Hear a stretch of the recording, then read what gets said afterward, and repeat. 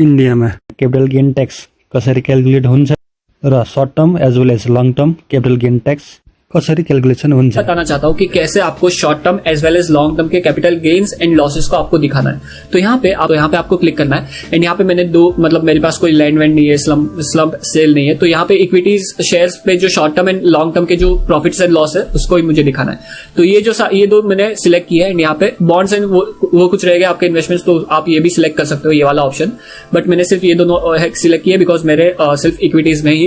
Allocation है। तो यहाँ पे इन दोनों को सिलेक्ट करके आपको कंटिन्यू पे क्लिक करना है एंड यहाँ पे मैंने ये ब्रोकर का मेरा जो ज़ीरोधा है वहां से मैंने इजीली डाउनलोड कर लिया है, जहाँ पे आप प्रॉफिट एंड लॉस रिपोर्ट पे जाके ये जो फाइल है वो डाउनलोड कर सकते हो। सो यहाँ पे नाउ आपको फर्स्ट जाना है शॉर्ट टर्म, ये जो एसटीसी है वहां पे जाना है, ये प्रीफिल्ड डेटा है। तो यहाँ पे जब मैं एडिट करूंगा, सो जब आप एडिट पे क्लिक करोगे तो ये स्क्रीन आपके सामने खुल जाएगी एंड यहाँ पे ये हम शॉर्ट टर्म कैपिटल गेन्स दिखाने वाले, और ये जो प्रीफिल्ड डेटा है इसे आप इग्नोर कर सकते हो, ये आप जीरो समझ लो एज ऑफ नाउ। एंड यहाँ पे आपको कॉस्ट ऑफ एक्विजिशन फर्स्ट डालना है, this is the cost of acquisition, जहाँ पे ये आपको कहां से मिलेगा, आपको सिंपली आपके ब्रोकर के अकाउंट में जाना है, जो प्रॉफिट एंड लॉस की रिपोर्ट है वो आपको दिए उस पे जाना है एंड यहाँ पे आपको यहाँ पे शॉर्ट टर्म ट्रेड्स में जाना है इक्विटी में एंड यहाँ पे जो आपकी बाय वैल्यू है उसको आपको सम कर देना है, जहां पे ये सम होता है अप्रोक्सीमेटली 6,58,444 रुपीज। एंड इसी सेम तरह से आपको म्यूचुअल फंड्स में जाना है, म्यूचुअल फंड्स में जो शॉर्ट टर्म ट्रेड्स है जो ये हो जाते हैं उसको आपको ऐड करना है, जो है बाय वैल्यू 5,000। तो जो टोटल आपका मिलता है 6 लाख जो था और उसको बाय करके, तो वही जो टोटल मुझे मिला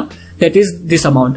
this amount that is and full value of consideration, ये जो ऊपर ए है उसमें आपको डालना है आपके जो सेल वैल्यू है, सेल आपने ये सारे एसेट को कितने में किया है वो डालना है। तो यहाँ पे सेम प्रोसीजर इक्विटी में जाना है, सेल वैल्यू आपको मिल जाएगी, इसको पूरा आपने सम कर देना है, तो सम आता है 662,755 प्लस जो म्यूचुअल फंड में आपके शॉर्ट टर्म के प्रॉफिट एंड सेल अमाउंट है वो डालना है, तो इन दोनों का सम होता है, तो ये अप्रोक्सीमेटली 6,68,613 रुपीज होता है। तो इन दोनों को डाल दिया तो ये बाय वैल्यू आ गई, ये सेल वैल्यू आ गई, इन दोनों का डिफरेंस आपका प्रॉफिट या लॉस हो जाएगा, जो मेरे केस में अप्रोक्सीमेटली 4,257 रुपीज। तो ये इतना प्रॉफिट है, इसमें आप डाल सकते हो आपके जो ब्रोकरेज एंड ऑल जो एक्सपेंडिचर लगते हैं वो भी डाल सकते हो एंड जो बैलेंस बनते आता है वो हो जाता है 4,257 रुपीज। इस पे आपको 15% के हिसाब से टैक्स देना पड़ेगा गवर्नमेंट को, because this is the short term capital gains. उसी तरह से जब आप लॉन्ग टर्म कैपिटल गेन्स में जाओगे तो यहाँ पे भी मैंने प्रीफिल्ड डेटा डाला हुआ है, तो यहाँ पे आपको व्यू शेड्यूल 11, एक्चुअली ये कुछ शेड्यूल था जहाँ पे आई थिंक 2 या 3 साल पहले कुछ रूल्स चेंज किए थे, तो जब आई थिंक 2019 से पहले जो आपका प्रॉफिट एंड लॉस है उसको कुछ अलग से फाइल करना पड़ता था एंड नाउ उसके बाद जो है उसको आपको अलग से फाइल करना पड़ता है, बट इसे आप राइट नाउ इग्नोर कर सकते हो, मे बी बहुत ज्यादा डीपली इसमें नहीं गया हो, बट मेरे जो नॉर्मली प्रॉफिट्स एंड लॉस है वो 2019 जो ये डेट है उसके बाद के ही है, तो वही मैंने यहाँ पे फिल किया। सो यहाँ पे जब आप एडिट पे क्लिक करोगे तो आपके सामने ये स्क्रीन ओपन हो जाएगी एंड यहाँ पे आपको एज कॉस्ट ऑफ एक्विजिशन जो आपके बाय वैल्यू है उसको डालना है कि आपने जो सारे आपके एसेट्स है उसको अपने सम कितने में बाय किया है। तो सेम प्रोसीजर आपको जाना है आपके ब्रोकर के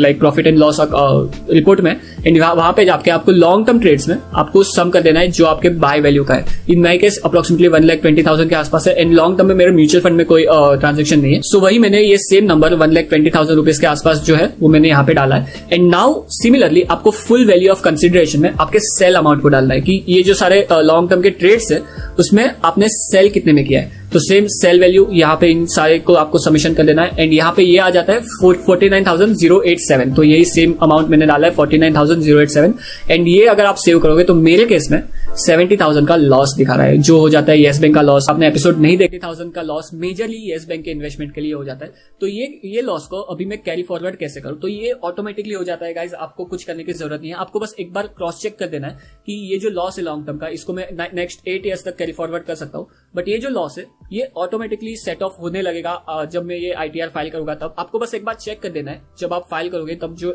एंड में जो रिपोर्ट आएगी कि जो आपने नंबर्स दिए उसमें आपको चेक कर देना है कि ये जो लॉस है वो रिफ्लेक्ट हो रहा है या नहीं आपके लॉन्ग टर्म कैरी फॉरवर्ड के सेक्शन में। इन्डियामा जसरी होल्स इयर्सको नेट प्रॉफिटमा मात्र क्यापिटल गेन ट्याक्स क्याल्कुलेट हुन्छ भने नेपालमा पनि इन्डिया जसरी क्यापिटल गेन ट्याक्स क्याल्कुलेसन हुनुपर्छ पर्दैन, कमेन्ट गर्नुहोला।